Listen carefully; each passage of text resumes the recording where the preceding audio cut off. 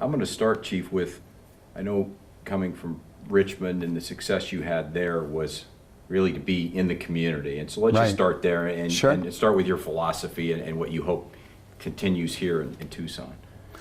Well, I think what we know really that works in terms of policing is to get officers out into the community, not just in terms of answering calls for service, but also to really get to know the neighborhoods they serve, which means building relationships in schools, with neighborhood groups, with community organizations, churches, the whole 9 yards. Once we get to know each other, then good things start to happen. We can do more in terms of prevention, and we can also be more effective in getting crime solved as well. So your relationship, you know, as we talked about, some of this will be common sense. Other things will be good tips for you to kind of help the viewers not be the victims of crime. And let's start with the scenario if you're walking or jogging along a path or along a trail. What kind of advice do you give, especially to women who might feel vulnerable at times as they're out on a path or a trail by themselves? Sure. So really, obviously the ideal is not to be by yourself. If you can get a partner, somebody else that's willing to either walk or run with you, that's the best case scenario. If not, it certainly makes more sense to be out during daylight hours or to be in areas that are well lit. Also smart to not be, you know, I know it's tempting to run with the earbuds in and the music on, but really it's often people that are distracted because of, you know, what they're listening to or whatever that find themselves in trouble. So really to be alert to your surroundings is important. Maybe carry a whistle or something that makes some noise with you.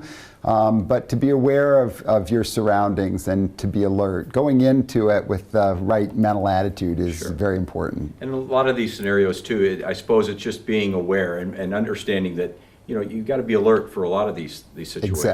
Exactly. Let's talk about you're at the mall, you might have, you know, packages, you go back to your car, you may put them in and then go back in. I mean, what are the scenarios that you say don't do this or do this when you're coming out of a mall? Well, again, be aware of your surroundings. A lot of the malls, and we're pretty fortunate in this area, they have good security that makes the rounds, so being aware of even having a security presence when you're out and about is a good thing.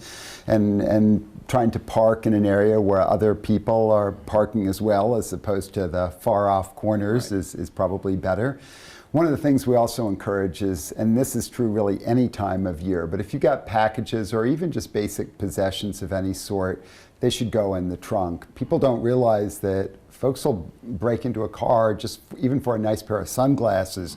So if you've got a jacket, a pair of sunglasses, whatever it might be, any kind, certainly things like a laptop, put them in the trunk, and packages also should go in the trunk, especially if you're going to be going back and forth.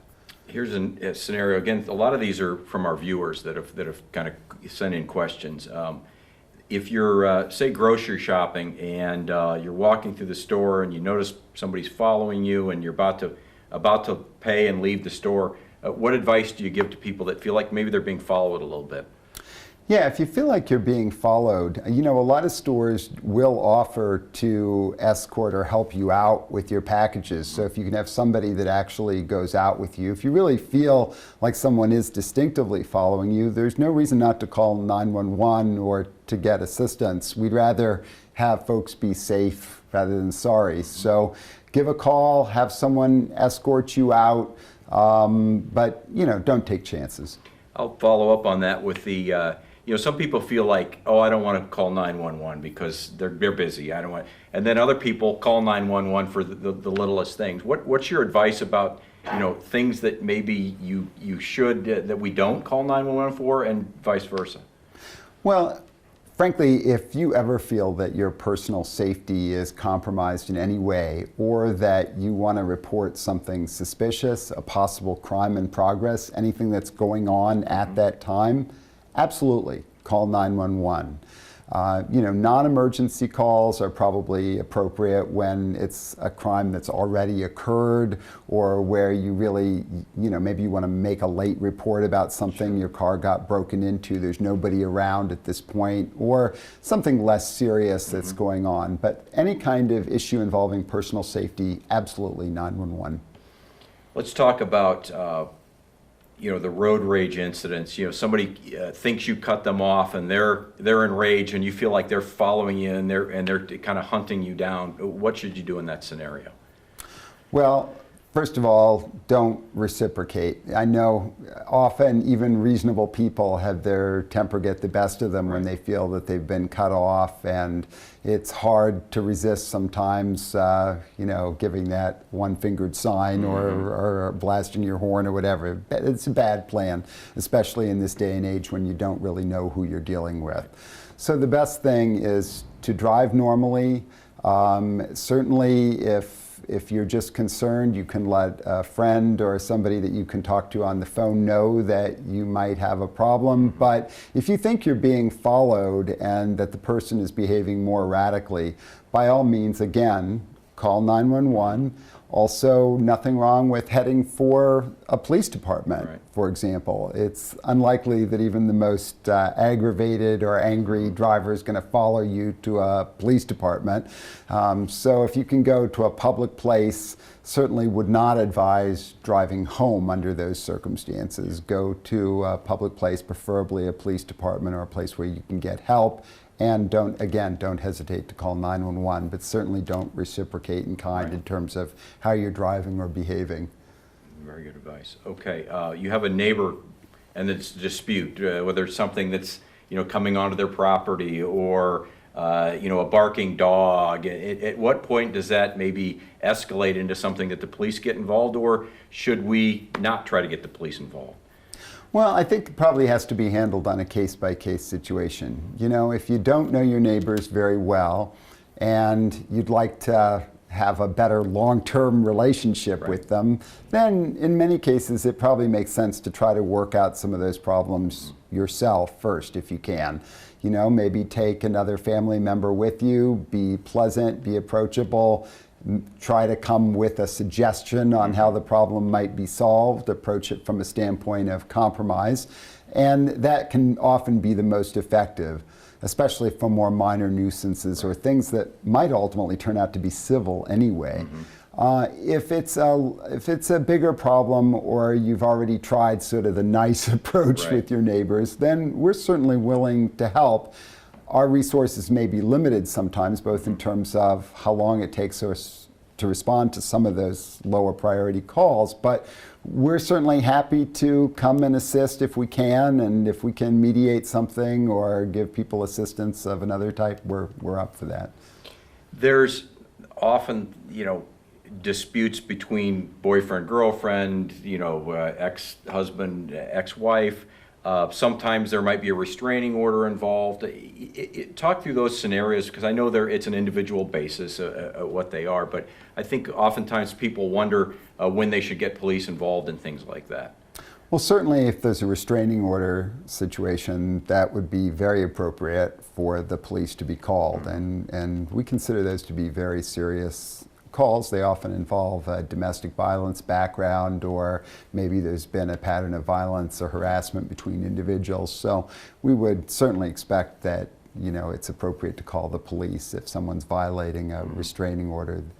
But if for civil disputes between parties that live together, again, we're happy to come, especially if the alternative would be violence or things escalating.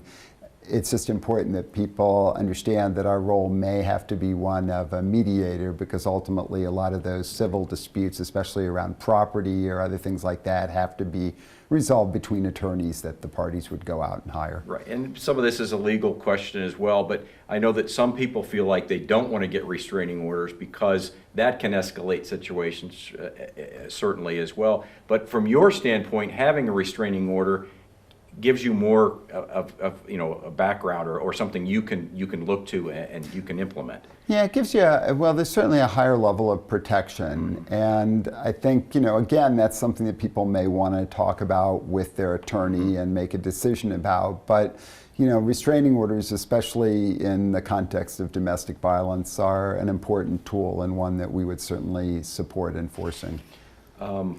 Just another one along those lines is if you feel like, and this can be on, you know, on the internet, it can be in public, but the stalking situation, you often hear stories about that, about when you might get police involved, at what level do you need to get police involved?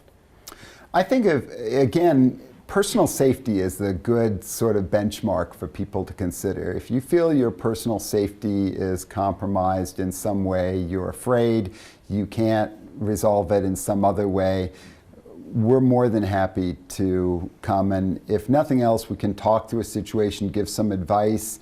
There may be a legal recourse, or in some cases we can direct you towards a civil recourse. Sure. But we want to help people out if they feel like their personal safety is jeopardized. Exactly.